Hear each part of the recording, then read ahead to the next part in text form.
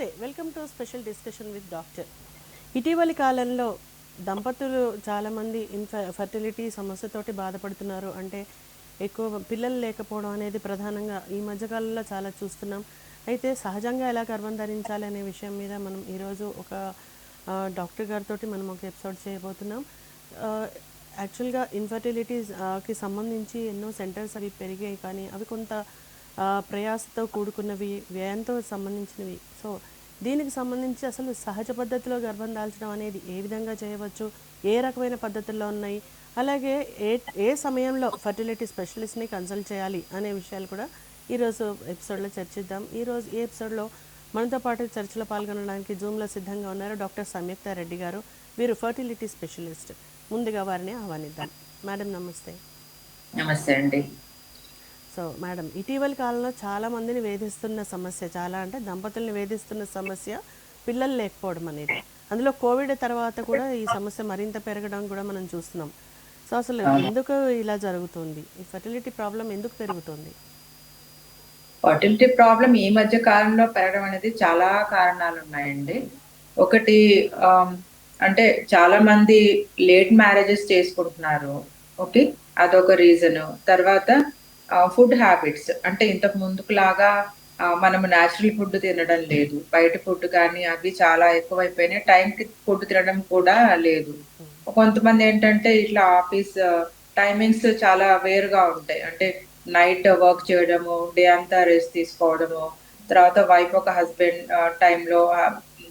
ఒక టైంలో వర్క్ చేయడము, తర్వాత స్ట్రెస్ ఒకటి, ఇద్దరికి టైం కుదరకపోవడం ఒకటి, ఇలాంటి అంటే ఎక్సర్సైజెస్ అవి లేకపోవడం ఒకటి, లైఫ్ లో చాలా స్ట్రెస్ పెరిగిపోవడం ఒకటి. సో ఇలాంటి వాటన్నిటి చేత ఇన్ఫర్టిలిటీ ప్రాబ్లం వస్తుంది అనమాట. ఈవెన్ తొందరగా పెళ్లి చేసుకున్నా కూడా చాలా సార్లు ప్రెగ్నెన్సీ పోస్ట్ పోన్ చేయడం జరుగుతుంది. బికాస్ ఆఫ్ వర్క్ అని, కెరియర్ అని, సెటిల్మెంట్ అనేసి ఇలాగా ఈ కారణాలు అన్నిటి చేత అంటే ఇన్ఫర్టిలిటీ ప్రాబ్లం అనేది ఈ మధ్య కాలంలో చాలా పెరిగిపోయింది అనమాట. ఓకే, అయితే సహజంగా గర్భం దాల్చాలంటే ఎలాంటి ప్రయత్నాలు చేయాలి? అంటే భార్యాభర్త ఫస్ట్ తెలుసుకోవాల్సింది ఏంటి అని అంటే, ఫస్ట్ ఒక 1 year తర్వాత వాళ్ళు ట్రై చేసి కూడా ప్రెగ్నెన్సీ రాకపోతే, అప్పుడు అంటే ఏ కారణాల చేత రావట్లేదు అని తెలుసుకోవడానికి ఫస్ట్ డాక్టర్ని సంప్రదించడం ఒకటి. అదే కాకుండా వాళ్ళు న్యాచురల్ గా ట్రై చేయాలి అన్నా కూడా వాళ్ళకి అర్థం కావాల్సింది ఏంటంటే, ఏ టైంలో కలిస్తే ప్రెగ్నెన్సీ వస్తుంది అనేది కూడా చాలా మందికి ఐడియా ఉండదు. అంటే ఇవాళ రేపు చాలా మందికి అంటే ఆన్లైన్ చదువుకొని చూసుకొని చాలా మందికి ఆ అవేర్నెస్ ఉంది. బట్ స్టిల్ ఆ అవేర్నెస్ లేని వాళ్ళు కూడా చాలా మంది ఉన్నారు.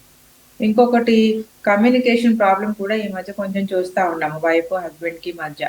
హస్బెండ్ కి ఏదైనా ప్రాబ్లమ్స్ ఉన్నా కూడా కొంత హెజిటేషన్ తో డాక్టర్ ని కలవడం కానీ ఇలాంటివి కానీ చేయడం లేదనమాట. అలా నా ప్రాక్టీస్ లో చాలా మందిని చూస్తాను. Out of shyness, not to disclose, అంటే వేరే వాళ్ళకి తెలిసిపోతుందేమో నాకు ఈ ప్రాబ్లం ఉంది అని సంశయిస్తూ చాలా మంది హెజిటేట్ చేస్తా ఉన్నారు. అలా హెజిటేట్ చేయకుండా మీరు ఓపెన్ గా వస్తే డాక్టర్ మీకు హెల్ప్ చేయగలుగుతారు.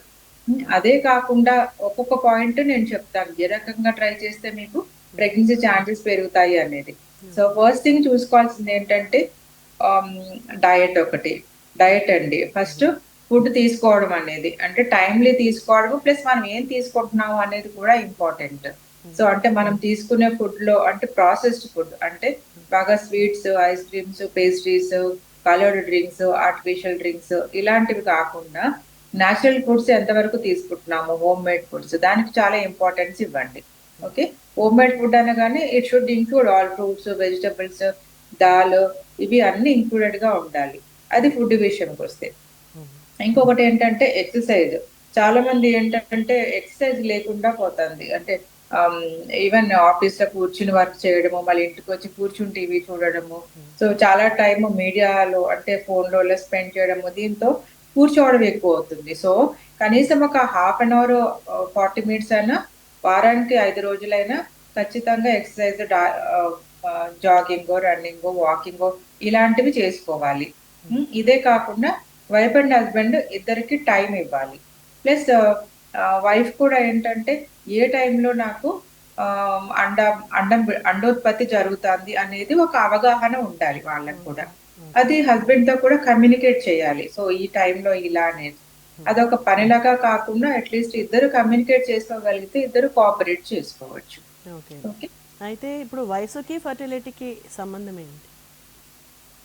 వయస్సు అంటే చాలా యంగ్ ఏజ్‌లో అంటే 21 ఇయర్స్‌కి ముందు కూడా పెళ్లి చేసే వాళ్ళు కూడా ఉన్నారు. అది గూడా అంత మంచిది కాదు. ఆ టైంలో ప్రెగ్నెన్సీ వచ్చినా కూడా కొన్ని ప్రాబ్లమ్స్‌తో పుడతారనమాట పిల్లలు. అంటే పిల్లలకి డౌన్ సిండ్రోమ్ వచ్చే ఛాన్సెస్ కూడా ఎక్కువుంటాయి 21 ఇయర్స్‌కి ముందు. ఓకే. ఇంకొకటి ఒక 25 ఇయర్స్ ఆ టైము పర్ఫెక్ట్ టైమ్ అండి. 22 ఇయర్స్ తర్వాత నుంచి. సో, ఆ టైంలో ప్రతి నెల ట్రై చేస్తే ప్రెగ్నెన్సీ ఛాన్సెస్ అరౌండ్ 25% ఉంటాయి ప్రతి మంత్. ఓకే. అదే ఒక 30 ఇయర్స్‌కి తీసుకున్నారనుకోండి 30-35 మధ్యలో అదే ఛాన్సెస్ మనకి జస్ట్ అబౌట్ 15%కి పడిపోతాయి. ఓకే. అదే ఒక 40 ఇయర్స్ దగ్గరున్నారనుకోండి 40 తర్వాత అది లెస్ థాన్ 5% అయిపోతుందన్నమాట pregnancy chances. So, age is very very important. Okay. So మీరు ఇందాక డైట్ గురించి కూడా మాట్లాడారు. డైట్‌లో ఎలాంటి మార్పులు చేసుకోవడం వల్ల మనకి ఈ గర్భం దాల్చే అవకాశాలు పెరుగుతాయి? అవి కూడా అది ఎంతవరకు ప్రభావం చూపిస్తాయి ఆహారపు అలవాట్లు అనేవి? తప్పకుండా అండి. అంటే మన బాడీ అంతా ఏంటి? What we is are what makes our body. Okay. మనం నోట్లో ఏం పెట్టుకుంటున్నాము అనేది ఫస్ట్ దాని మీద ఫోకస్ చేయాలి. ఏం తింటున్నాము? ఓకే. మనం ఎంత జంక్ ఫుడ్ తింటున్నాము? ఎంత హెల్తీ ఫుడ్ తింటున్నాము? It makes a whole lot of difference. Okay. Every cell of your body depends on what you eat. And the health of your whole body depends on what you put in your mouth. So, అందుకని so, మీ diet అన్నీ include చేసి ఉండాలి. అంటే కూరగాయలు, ఆకుకూరలు, fruits okay. నేచురల్‌గా వీలైనంత వరకు నేచురల్‌గా అంటే ప్రాసెస్డ్ ఫుడ్స్ అంటారు. అంటే బాగా షుగర్‌తో చేసినవి, pastries, cakes, sweets, oil food, fried food ఇలాంటివన్నీ గాకుండా ఎంత వీలైతే నేచురల్‌గా అంత. అంటే ఫ్రూట్స్, వెజిటబుల్స్ ఇవన్నీ ఇంక్లూడ్ చేసుకోగలిగితే నట్స్ గానీ, ఇవన్నీ ఇంక్లూడ్ చేసుకోగలిగితే మీ డయట్‌లో అంత బెటర్ అన్నమాట. ఓకే. సో మీరు వ్యాయామాల గురించి కూడా చెప్పారు. వ్యాయామం కనీసం వారంలో 5 రోజులు చేయాలనేది. సో అంటే ఇప్పుడు తప్పకుండా. అంటే రిప్రొడక్టివ్ సిస్టమ్‌కి సంబంధించి ఏమైనా ప్రత్యేకమైన వ్యాయామాలు ఉంటాయా? లేదా అధిక బరువు అవి రాకుండా ఒక ప్రాపర్ సిస్టమాటిక్‌గా మెయింటైన్ చేసుకోవడం కోసం వ్యాయామాలు అవసరం అంటారా? డెఫినెట్‌లీ అండి. డెఫినెట్‌లీ మన బాడీకి కనీసం ఒక half an hour to 40 minutes exercise చాలా అవసరం. ఎందుకు అనంటే, అది మీ హార్ట్, మీ మైండ్ హెల్త్, హార్ట్ హెల్త్, మీ మజిల్ ఫంక్షనింగ్, మీ బాడీలో ఫ్యాట్ లేకుండా చేయడము, మీ బాడీ ఎజైల్‌గా ఉండడము, ప్లస్ మీ బాడీలో అంతా రక్త ప్రసరణ ఇంప్రూవ్ అవ్వడము, వీటన్నిటికి వ్యాయామం పనికొస్తుందనమాట. వ్యాయామం చేసినప్పుడు ఏంటంటే ఇంకోటి ఎండార్ఫిన్స్ అనేవి రిలీజ్ అవుతాయి. ఓకే. ఫీల్ గుడ్ హార్మోన్స్ అన్నమాట అవి. సో, దానివల్ల ఏంటంటే you feel good after exercise. మీ బాడీ తేలికైనట్టుగా అనిపిస్తుంది. మీ మైండ్ కూడా రిఫ్రెష్ అయిపోతుంది. That takes away lot of stress. Okay. Stress induces lot of cortisol hormones which are not good for ovulation and fertilization. Okay. So, ఈ కారణాల చేత వ్యాయామం అనేది చాలా ఇంపార్టెంట్. ఓకే. సో ఇప్పుడు సహజంగా మామూలుగా మెన్స్ట్రువల్ సైకిల్ అనేది ఋతుక్రమం సహజంగా రావడం అనేది ఎలా ఉంటుంది? ఎన్ని రోజులకు ఒకసారి అవుతుంది? అలాగే అది ఋతుక్రమంలో ఎన్ని రోజులు ఉంటుంది బ్లీడింగ్ అలాంటిది? అంటే ఏది మామూలుగా న్యాచురల్‌గా మనం పరిగణిస్తాం? ఆ! అంటే మామూలుగా 28-30 రోజుల పాటు ఒకసారి పీరియడ్ రావడం అనేది అది న్యాచురల్ అన్నమాట. ఎనీథింగ్ మోర్ థాన్ దట్ అంటే 35, 40 డేస్ కొంతమందికి 3 నెలలకు, 6 నెలలకు కూడా రాదు. సో, అలాంటి వాళ్ళు ఇంకెక్కువ జాగ్రత్త తీసుకోవాలి. మామూలుగా మెన్స్ట్రువల్ సైకిల్ ఎలా ఉంటుందో చెప్తాను. Okay. First day of menstrual cycle నుంచి చూసుకుంటే మనకు 11, 12 డేస్ తర్వాత అండం రిలీజ్ అవుతుంది. మరి ఆ టైం మాకెలా తెలుస్తుంది? రఫ్‌లీ చెప్తాం కానీ ఎలా తెలుస్తుంది అనంటే, దానికి 10 రోజుల తర్వాత మీకు అండం విడుదలయ్యేది లేదు తెలుసుకోవాలి అనంటే, మీ వజైనల్ డిశ్చార్జ్ కొంత పల్సన్ అవుతుందన్నమాట ఆ టైంకి గమనించుకుంటే. ఓకే. కొంత టెంపరేచర్ రోజు థర్మామీటర్‌తో బాడీ టెంపరేచర్ చెక్ చేసుకుంటూ ఉండొచ్చు. ఓవ్యులేషన్ ముందు కొంచెం ఒక డిగ్రీ టెంపరేచర్ పెరుగుతుందన్నమాట ఒక రోజు ముందు. ఓకే. ఓకే. ఇంకొకటి యూరిన్ ఎల్‌హెచ్ కిట్స్ అని దొరుకుతాయండి బయట. మెడికల్ షాప్స్‌లో కూడా దొరుకుతాయన్నమాట.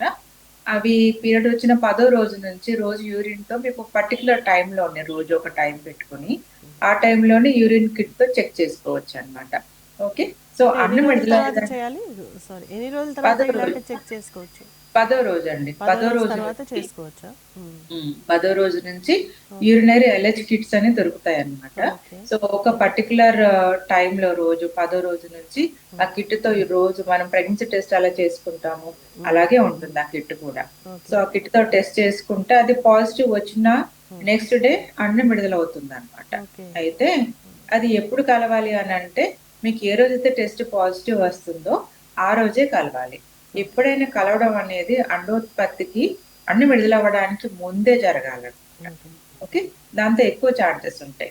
ఏ రోజైతే టెస్ట్ పాజిటివ్ వచ్చిందో, ఆ రోజు నుంచి నెక్స్ట్ 3 డేస్ కలవమని చెప్తామనమాట. So, okay. అది అంటే డాక్టర్ ప్రమేయం లేకుండా మీకుగా ట్రై చేసుకోగలిగినవి ఇవి 3 ఓకే. పద్ధతులు. ఓకే. సో, అది ఈ రెగ్యులర్ సైకిల్స్ వచ్చేవాళ్ళకి. ఓకే. ఓకే. ఒకవేళ రాని వాళ్ళకైతే ఏ విధంగా చేయాలి అనంటే? రాని వాళ్ళకంటే కొంతమందికి 2 రకాల ప్రాబ్లమ్స్ ఉంటాయండి టైంకి రాకపోవడానికి. ఓకే. ఒకటి అండాశయాల్లో అండోత్పత్తి తగ్గిపోవడము. రెండోది పాలిసిస్టిక్ ఓవరీస్.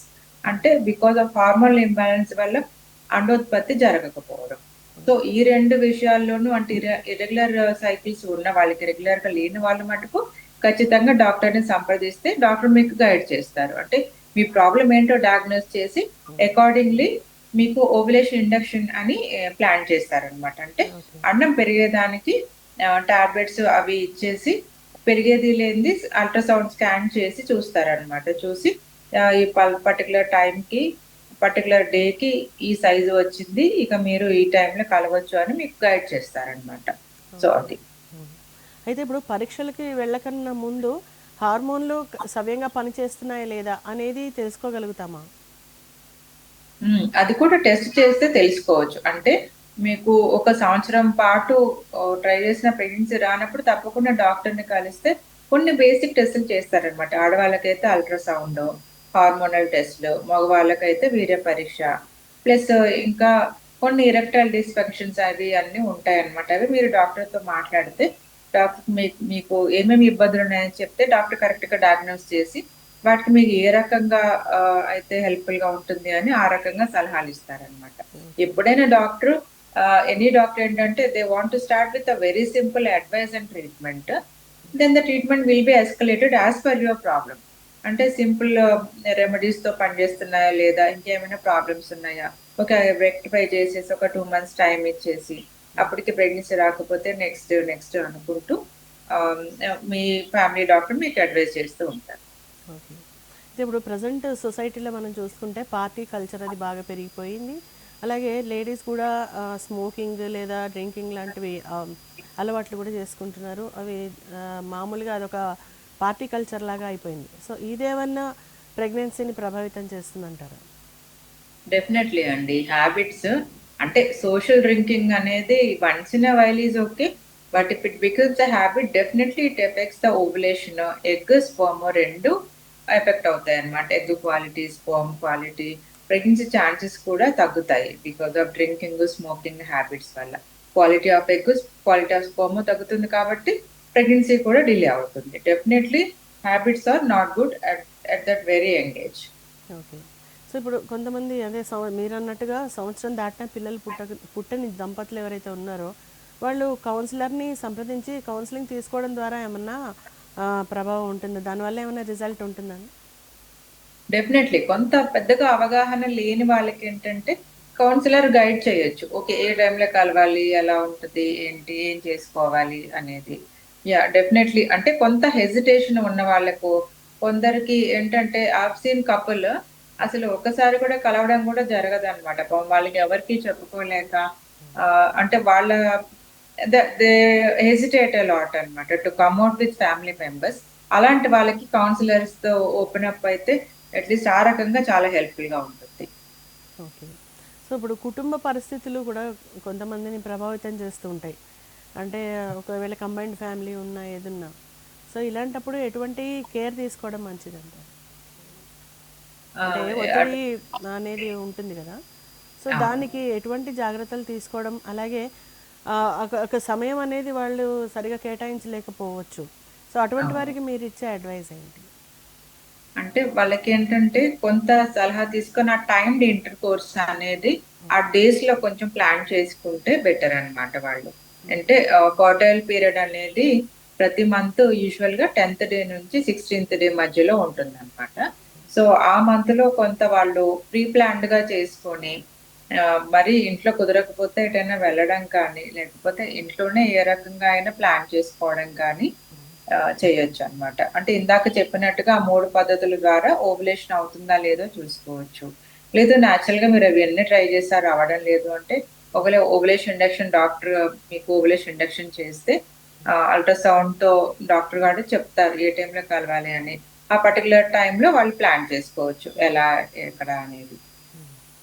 ఓకే. అయితే అసలు ఫస్ట్ బేసిక్‌గా ఏమేం టెస్ట్‌లు చేయిస్తారు? పిల్లలు పుట్టలేదనే దానికంటే ఒక డాక్టర్‌కి ఒక నిర్ధారణ రావడం కోసం అంటే వాళ్ళ కేస్ ఏంటది అనేది తెలియాలి గదా! దాని గురించి ఎలాంటి టెస్ట్‌లు మీరు ప్రిస్క్రైబ్ చేస్తారు? ఫస్ట్ అంటే డాక్టర్ దగ్గరికి పోయినప్పుడు మీకు హిస్టరీ అడుగుతారు. ఏంటి, ఎలా అనేది. సో, ఆ డాక్టర్ తీసుకునే హిస్టరీలో చాలా విషయాలు బయటపడతాయన్నమాట. అసలు మామూలుగా కలవడం అయినా అవుతుందా లేదా? కొంతమందికి అది కూడా అవ్వదు. సో, అవుతుందా లేదా? ఎందుకు అవ్వడం లేదు? ఎరెక్టైల్ డిస్‌ఫంక్షన్స్ ఉన్నాయా లేదా? సైకలాజికల్ ఇష్యూస్ ఇలాంటివి ఏమైనా ఉన్నాయా? అనేది. అది కాకుండా ఇంకా ఆడవాళ్ళకైతే అల్ట్రాసౌండ్ చేస్తే మనకి ఓవరీ ఎలా ఉంది? ఎంత ఓవ్యులేషన్ కెపాసిటీ ఎంత ఉంది? గర్భసంచి ఎలా ఉంది? ట్యూబ్స్ ఏమైనా వాసిపోయి ఉన్నాయా? గర్భసంచి పొర ఎలా ఉంది? ఓవరీలో అంతా నార్మల్ గానే ఉందా? ఎండోమెట్రియోటిక్ సిస్ట్‌లు కానీ, నీటి బుడగలు ఇలాంటివి ఏమైనా ఉన్నాయా? పీసీఓ ఉందా? అండాలు తయారు చేసే కెపాసిటీ ఎంత ఉంది? సో, ఇవన్నీ మనకి అల్ట్రాసౌండ్‌లో తెలుస్తాయి. ఇంకా అదే కాకుండా హార్మోన్ టెస్ట్‌లనమాట. హార్మోన్స్ అంటే థైరాయిడ్ హార్మోన్. థైరాయిడ్ హార్మోన్ అనేది బాడీలో ప్రతి అవయవం పనిచేయడానికి చాలా చాలా ఇంపార్టెంట్. బ్రెయిన్ దగ్గర నుంచి, హార్ట్ దగ్గర నుంచి, ఫర్టిలిటీ దగ్గర నుంచి అన్నిటికి. స్పెర్మ్ ప్రొడక్షన్‌కి కానీ, ఎగ్ ప్రొడక్షన్ కానీ అన్నిటికి థైరాయిడ్ చాలా చాలా ఇంపార్టెంట్. అదే కాకుండా మిగతావి ఎఫ్ఎస్‌హెచ్, ఎల్‌హెచ్ ఇవన్నీ గోనాడోట్రోపిన్స్ అంటారు. ఈ హార్మోన్స్ అండోత్పత్తికి, ప్రెగ్నెన్సీ కంటిన్యూ అవ్వడానికి హెల్ప్‌ఫుల్‌గా ఉంటాయన్నమాట. సో, అవి ఇంకొకటి ప్రొలాక్టిన్ అనే హార్మోన్. సో, ఆ ప్రొలాక్టిన్ ఎక్కువైనా కూడా అండోత్పత్తి సరిగ్గా టైంకి జరగదన్నమాట. అది కాకుండా సీరం ఇన్సులిన్, డీహెచ్ఏఎస్ ఇవి పీసీఓ కనుక్కోవడానికి అంటే ఆండ్రోజన్ డామినెన్స్ ఉందా లేదా అని తెలుసుకునేదానికి చేస్తారనమాట. ఇది బేసిక్‌గా ఆడవాళ్ళకి చేసే టెస్ట్. అది కాకుండా ఇంకా మగవాళ్ళకి కూడా చాలా మందికేంటంటే ఈ మధ్య కాలంలో థైరాయిడ్, డయాబెటిస్ ఉంటున్నాయి. బట్ మగవాళ్ళు అంటే ఆడవాళ్ళైనా వెళ్లి టెస్ట్ చేయించుకుంటారు కానీ మగవాళ్ళు తొందరగా ముందుకు రారు. బట్ బేసిక్‌గా మేము ఈ మధ్య కాలంలో చూస్తుంటే చాలా మంది మగవాళ్ళకి కూడా డయాబెటిస్ ఉంటుంది. థైరాయిడ్ కూడా ఉంటుంది. ఈ 2 కారణాల చేత కూడా స్పెర్మ్ కౌంట్ తగ్గొచ్చు. స్పెర్మ్ క్వాలిటీ కూడా తగ్గొచ్చు. ఈ 2 కారణాల చేత కూడా ఇన్‌ఫర్టిలిటీ ఉండొచ్చన్నమాట. So, okay. అందుకని వాళ్ళు కూడా టెస్ట్ చేసుకోవడం చాలా ఇంపార్టెంట్. ఓకే. అది. అయితే ఆ తర్వాత కొంతమంది చెప్పండి. ఆ తర్వాత వీర్య పరీక్ష. హ్మ్. కొన్నిసార్లేంటంటే వాళ్ళ హ్మ్, మగవాళ్ళకి కూడా కొన్ని ప్రాబ్లమ్స్ ఉంటాయన్నమాట. హైడ్రోసీల్, వారికోసీల్, హ్మ్. హైపోస్పేడియాస్ ఇలాంటివన్నీ. సో, హ్మ్. అలాంటివి ఏదైనా ప్రాబ్లమ్ ఉంటే మేము కూడా యూరాలజిస్ట్ దగ్గరికి పంపిస్తామన్నమాట. పంపించి చెక్ చేయించి ఆహ్, ఇంకా ఏం ట్రీట్మెంట్ చేస్తే బావుంటుంది అనేది స్క్రోటల్ డాప్లరు మళ్ళీ వాళ్ళ కొన్ని కార్యోటైపింగ్ అని ఇలాంటివి కూడా కొన్ని చేయాల్సొస్తుంది. ఓకే. ఇప్పుడు ఫర్టిలిటీ అనేది వంశపారంపర్యంగా వచ్చే అవకాశం ఉందా? లేదంటే ఇది డిఫరెంట్‌గా ఎవరి కేస్‌ని వాళ్ళనే స్టడీ చేస్తారంటారా? వంశపారపర్యంగా ఉంటే అసలు వీళ్ళు పుట్టడం గూడా ఆస్కారం ఉండదు గదా! సో, అలా ఉండదు. అంటే లేట్ మెయిన్‌లీ కొంతమంది అంటారు కదా! మా మా ఫ్యామిలీలో పెళ్ళైన తర్వాత 5 ఏళ్ల లేట్‌గా తర్వాత కానీ, 7 ఏళ్ల తర్వాత కానీ లేరు అనేది మనం వింటూ ఉంటాం బయట. అవును. సో, అదేమన్నా కానీ అది అపోహేనా? లేకపోతే దానికేమన్నా సైంటిఫిక్ రీజన్ కూడా ఉందంటారా? కంప్లీట్‌గా అపోహ అని చెప్పలేను. కొన్ని కొన్ని కారణాలు ఉండొచ్చు. బట్ బేసిక్‌గా ఏంటంటే అప్పుడు కాలం వేరు, ఇప్పుడు కాలం వేరు అలా అన్వయించుకొని మనము 5, 6 ఏళ్ళు వదిలేద్దాంలే వాళ్ళకప్పుడు అయ్యారుగా మనకు కూడా అవుతారులే అని అనుకోవద్దు. ఆ కాలం వేరే. వాళ్ళకి పెళ్ళైన ఏజ్ వేరే. వాళ్ళకి అప్పట్లో 20 ఏళ్ళకే పెళ్ళైతే, అమ్మాయిలేమో 13 ఏళ్ళు, అబ్బాయిలు 20 ఏళ్ళు ఉండి వాళ్ళకి పెళ్ళై 10 ఏళ్ల తర్వాత పిల్లలు పుట్టినా వాళ్ళు ఇంకా 30 ఏళ్ల ఏజ్‌లోనే ఉంటారు. ఇప్పుడు అలా కాదు గదా! సో, మనం ఇప్పుడు కాలానికి అన్వయించుకోవాలంటే వాళ్ళు తిన్న ఫుడ్ మనం తినలేదు. వాళ్ళు చేసిన ఫిజికల్ వర్క్ మనం చేయలేదు. ఓకే. సో ఇలాంటివి అప్పటికి ఇప్పటికి జనరేషన్ గ్యాప్, ఫుడ్ హ్యాబిట్స్ కానీ, యాక్టివిటీ కానీ ప్రతీదీ తేడా. అప్పటికి ఇప్పటికి పోలికే లేదు. సో వాళ్ళకి అలా లేట్‌గా అయింది కదా! మనకు కూడా అలాగే అవుతారులే అని మటుకు నెగ్లెక్ట్ చేయొద్దు. ఎందుకంటే ఇప్పుడు పెళ్ళయ్యే ఏజ్ వేరే, దాని తర్వాత మనం ప్లాన్ చేసుకుంటున్న టైం వేరే. సో ఇంకా డిలే చేయడం వల్ల అండాశయాల్లో అండాల తయారీ తగ్గిపోయి స్పెర్మ్ ప్రకారంగా అది కూడా ఏజింగ్ అయిపోయి ఇన్‌ఫర్టిలిటీ ప్రాబ్లమ్స్ పెరుగుతూ ఉంటాయన్నమాట. సో, ఈ ఎవరి కేస్ వాళ్ళదే. It's all individual. ఓకే. అప్పుడు అలా అయింది అని చెప్పి అది ఏ కారణం చేత అయిందో మనకు తెలీదు. బట్ అయింది కదా! సో, కాబట్టి వంశపారపరమైన జెనెటికల్ ప్రాబ్లమ్ వల్ల ఇలా డిలే అయింది అని అనుకోవడానికి లేదు. So, you have to take each individual case and assess each individual case rather than ఇలా అపోహల్లో ఉండిపోయే బదులు. అయితే ఇప్పుడు కొంతమందిలో మెచ్యూరిటీ అనేది ఆడపిల్లల్లో అయితే 10 సంవత్సరాలు 11 సంవత్సరాలలోపు అవుతుంది. కొంతమందిలో అవును. 16 సంవత్సరాల వరకు కూడా జరగచ్చు. సో అవును. ఇదేమన్నా ఫర్టిలిటీకి ఏమన్నా ఎఫెక్ట్ చేస్తుందా ఈ ఈ ఇది ఈ అవును. సమస్య? కొంతమందికేంటంటే ఇప్పుడు ఈ మధ్య చాలా యంగ్ ఏజ్‌లోనే మెచ్యూరిటీ వచ్చేస్తుంది. ఎందుకు అనంటే చాలా మటుకు ఫుడ్ అండి. జంక్ ఫుడ్ ఒకటి. ఓకే. ఇంకోటి ఎక్సర్‌సైజ్ లేకపోవడం ఒకటి. ఒబెసిటీ ఒకటి. Okay. Okay. And exposure to hormones through ఏంటంటే ఇప్పుడు మనం చికెన్ తిన్నా it is all exposed to a lot of hormones. So, వీటన్నిటి వల్ల ఏంటంటే ఒబెసిటీ వీటన్నిటి వల్ల ప్రికాషియస్ ప్యూబర్టీ అంటే చాలా తొందరగానే మెచ్యూర్ అవుతున్నారు 10 ఇయర్స్‌కే. ఓకే. సో, కొందరికి 16, 17 ఇయర్స్‌కి అవుతా ఉంది. అంటే మామూలుగా ఒక 13 ఇయర్స్ కావడం అనేది నేచురల్. సో, 16 ఇయర్స్ కావడం అనేది మరీ కొంతమంది బాగా లీన్‌గా ఉన్నా, కొంత హార్మోనల్ డిస్టర్బెన్స్ ఉన్నా కూడా ఇట్లా డిలేడ్ ప్యూబర్టీ ఉండొచ్చు. ఓకే. సో అదేమైనా ఎఫెక్ట్ పడుతుందంటారా దాని మీద? ఫర్టిలిటీకి సంబంధించి? యాహ్! డెఫినిట్‌గా. అంటే ఎంత తొందరగా ప్యూబర్టీ వచ్చేస్తే అంత తొందరగా usually they may go into menopause also. Okay. అట్లా so later. Okay. But fertility పరంగా అదేమి ఎఫెక్ట్ చేయదు. హ్మ్. అయితే కొంతమందిలో మన పీరియడ్స్ స్టార్ట్ అయ్యే టైంలో విపరీతమైన కడుపు నొప్పి వస్తూ ఉంటుంది. చాలా అవును. అది ఈవెన్ ఫ్లో ఉన్నన్ని రోజులు కూడా వాళ్ళు ఆ పెయిన్‌తో బాధపడుతూనే ఉంటారు. సో, ఇలాంటి అవును. వాళ్ళకేమైనా ఎఫెక్ట్ పడుతుందా? ఫర్టిలిటీ మీద ప్రభావం చూపిస్తుందా? పెయిన్ ఉన్న వాళ్ళకి? యాహ్! కొందరికి ఈ పీరియడ్స్ పెయిన్ కొంతమందికి చాలా సివియర్‌గా ఉంటుంది. ఇవి కొన్ని కండిషన్స్‌లో ఎక్కువ ఉంటుంది. హ్మ్. అంటే అబ్నార్మల్ యూటరస్ ఉన్న వాళ్ళకి అంటే యూటరైన్ అనామలీస్ అంటారు. ఓకే. అలాంటివి ఉన్న వాళ్ళకి ఎండోమెట్రియోసిస్, అడినోమయోసిస్ ఓకే. తర్వాత ఇన్ఫెక్షన్స్ ఇలాంటివి ఉన్న వాళ్ళకి విపరీతమైన పెయిన్ వస్తుంది. సో, ఎప్పుడు పీరియడ్స్ పెయిన్ ఉన్న వాళ్ళు మటుకు ఇది కామనేలే మాకు మొదటి నుంచి ఉందిలే అని నెగ్లెక్ట్ చేయొద్దు. ఓకే. కొన్నిసార్లు ఇలాంటి కారణాలు ఉండొచ్చు కాబట్టి ఎంత తొందరగా అది అసెస్‌మెంట్‌కి వెళ్తే అంత బెటర్. ఓకే. ఈవెన్ యూట్రస్‌లో కూడా కొంతమందికి సైజు చిన్నగా ఉందని కేసెస్ కూడా వస్తూ ఉంటాయి. అంటే విన్నాము. అవును. చిన్న అవును. Size uterus. వాళ్ళకి కూడా ఏమన్నా సంతానం కలగడం లేట్ అయ్యేందుకు అవకాశం ఉందా? అవునండి. అంటే యూట్రస్ చిన్నగా ఉండడం అనేది 2 రకాలుగా. హ్మ్. అంటే పుట్టుకతోనే అనాటామికల్‌గా చిన్నగా ఉండడం ఒకటి. హ్మ్. రెండోది హార్మోనల్ డెఫిషియన్సీ వల్ల చిన్నగా ఉండడం ఒకటి. సో, మొదటిది అంటే పుట్టుకతోనే యూట్రస్ సైజ్ చాలా చిన్నగా ఉంది అనంటే దానికి సర్టెన్ గైడ్‌లైన్స్ ఒక సర్టెన్ సైజ్ ఉందన్నమాట. ఓకే. అంటే అంతకంటే చిన్నగా ఉంటే చేయగలిగింది ఏముండదు. ఓ మాదిరిగా యూట్రస్ లెంగ్త్ ఒక 3.5 సెంటీమీటర్స్ కంటే కొంచెం ఎక్కువ ఉంటే ప్రెగ్నెన్సీ ఛాన్సెస్ కొంచెం బెటర్‌గా ఉంటాయి. కొన్నేమో హార్మోన్‌ల లోపం వల్ల అది బ్రెయిన్ నుంచి ఉత్పత్తి అయ్యే హార్మోన్స్ ఉండొచ్చు. లేకపోతే అండోత్పత్తి సరిగా జరగక అండాశయాలు స్ట్రీక్ ఓవరీస్ ఉండి హార్మోన్ ఉత్పత్తి లేక దానివల్ల కూడా యూట్రస్ చిన్నగా ఉండొచ్చు. బట్ అలాంటి వాళ్ళకేంటంటే హార్మోన్స్ బయట నుంచి ఇస్తే యూట్రస్ సైజ్ డ్రమాటిక్‌గా మిరాక్యులస్‌గా పెరుగుతుంది. సో, ఒక 3 నెలలు హార్మోన్స్ పెడితే యూట్రస్ ఆల్‌మోస్ట్ నార్మల్ సైజ్‌కొచ్చేస్తుందనమాట. బట్ అది ఎర్లీగా డయాగ్నోస్ చేయడం అనేది చాలా ఓకే. అయితే ఇప్పుడు టోటల్‌గా చూస్తే ఒక సంవత్సరం లేదా 2 ఏళ్ల వరకు గనక పిల్లలు కలగలేదు. సో, అటువంటి టైంలో ఆ సమయంలోనే ఫర్టిలిటీ స్పెషలిస్ట్‌ని కలవాలా? లేదా నిర్దిష్టమైన సమయం ఏదన్నా ఉందంటారా దీనికి? ఒక సంవత్సరం పాటు కావాలి అనుకోని అన్ని విధాలుగా ట్రై చేసి రాకపోతే ఫర్టిలిటీ స్పెషలిస్ట్‌ని కలవడం బెటర్ అండి. లేదా ఇంకా ఎర్లీగా ఏ సమయంలో ఇంకా ఎర్లీగా కలవాలి అంటే సపోజ్ ఒక ఫీమేల్‌కి పెళ్ళికి ముందే కొన్ని సర్జరీలయ్యాయనుకోండి. కొందరికుంటుందండి. కొన్నిసార్లు ఓవరీలో సిస్ట్ తయారయ్యి టార్షన్ అయిపోయి ఒక్కోసారి సర్జరీ చేయాల్సి వస్తుంది. కొన్నిసార్లు అపెండిసెక్టమీ సర్జరీ అని అంటారు. అది ఏదైంది ఇదమిద్దంగా వాళ్ళకి తెలియదు. అలా హిస్టరీ ఆఫ్ సర్జరీస్ ఏమున్నా కూడా ఓకే. ప్లస్ ఈ పీరియడ్స్ పెయిన్ ఇలాంటివి అనకుండా కొంచెం తొందరగా ఎర్లీగా సంప్రదిస్తే బెటర్. ఇంకా మేల్ కి కూడా ఇరెక్టైల్ డిస్ఫంక్షన్ అంటే ఇజాక్యులేటరీ ఫంక్షన్స్, ఇరెక్టైల్ డిస్ఫంక్షన్, హైపోస్పోరియాసిస్ అంటే అంగానికి ఓపెనింగ్ చివర కాకుండా కొన్నిసార్లు మధ్యలో ఉంటుంది.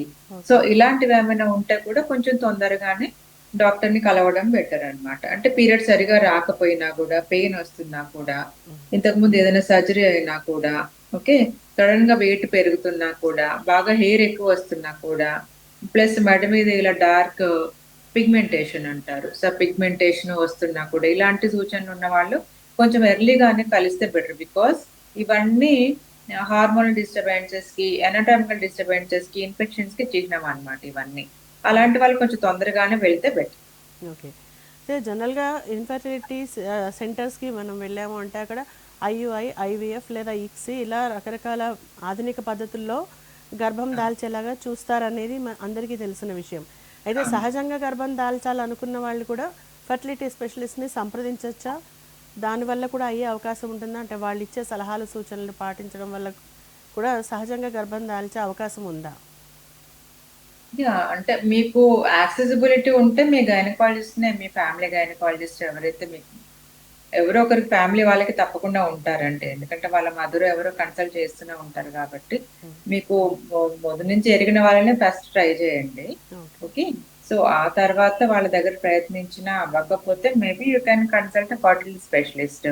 లేదా అక్కడే మీకు ముందే చాలా ప్రాబ్లమ్స్ ఉన్నాయేమో అని అనిపిస్తే డైరెక్ట్ గా ఫర్టిలిటీ స్పెషలిస్ట్ ని సంప్రదించవచ్చు.